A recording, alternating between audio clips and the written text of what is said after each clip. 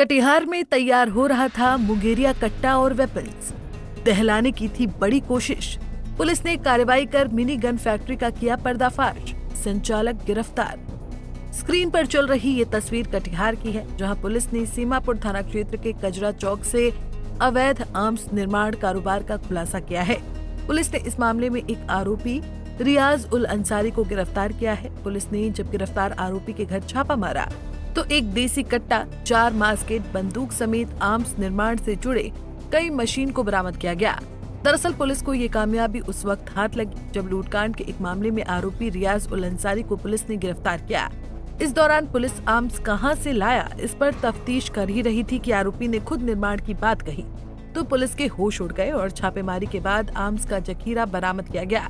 आरोपी इस आर्म्स का निर्माण खुद अपने दोस्तों के साथ मिलकर कर रहा था। सीमापुर क्षेत्र में 20 नवंबर को एक IIFL के कर्मचारी सूरज कुमार पिता रंजीत कुमार के साथ एक लूटी घटना हुई थी, जिसमें लगभग 65,000 रुपये से छीन लिए गए थे। तो उसी क्रम में इनिशियल स्टेज में हम लोगों ने कुछ गिरफ्तारी की थी और एक अपराधी रियाजुल अंसारी पिता मुस्तकीम अंसारी साकिन बरारी, ये हमारी नज़र में था। इसका नाम उस समय आया था और हम लोग लगातार इंटेलिजेंस के थ्रू उसको फॉलो कर रहे थे और अनुसंधान के ही क्रम में हम लोगों ने इसको पकड़ा और इसके पास से एक लोडेड देसी कत्ता ही पकड़ा। हम लोगों ने जब इनिशियल इंटेरोगेशन किया तो इंटेरोगेशन में इसने बताया कि ये जो कट्टा है ये इसके द्वारा स्वयं द्वारा निर्मित है और इसी तरीके से ये बड़े बड़े मस्केट भी बनाता है और कई तरह के कस्टमाइज कट्टे भी बनाता है। तो इसके बताए हुए निशानदेही पर इसके घर पे रेड किया गया और वहाँ पर एक छोटा मिनी गन फैक्ट्री का उद्भेदन हुआ। यहाँ पर हमको एक बड़ा देसी कट्टा, 4 मस्केट बंदूक, एक जिंदा गोली, एक खोखा, घिसाई वाले पत्थर और अलग अलग मशीन जो कि लोहे को काटने का, पाइप को काटने का और इस कट्टे को शेप देने के लिए काम आता है, वो सब बरामद हुआ है। रिजाउल इसमें अपने अर्धनिर्मित घर में ये काम अपने कुछ साथी के साथ करता था, तो उनका नाम भी हम लोगों को बताया है और बहुत जल्दी उन लोगों की गिरफ्तारी करते हुए हम लोग ये जो मिनी गन फैक्ट्री बना रहा था इसका हम लोग ख़त्म करेंगे इसको और पता करेंगे क्षेत्र में अगर इस तरह की और भी कोई मिनी गन फैक्ट्री कार्य कर रही है या नहीं।